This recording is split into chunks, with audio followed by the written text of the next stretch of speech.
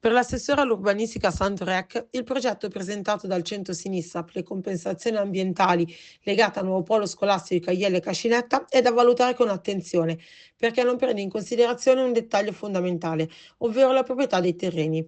Molte delle aree inserite nell'opera sono di privati cittadini, spiega l'assessore, e questo è un nodo importante da sciogliere prima di poter procedere con qualsiasi tipo di progettazione futura.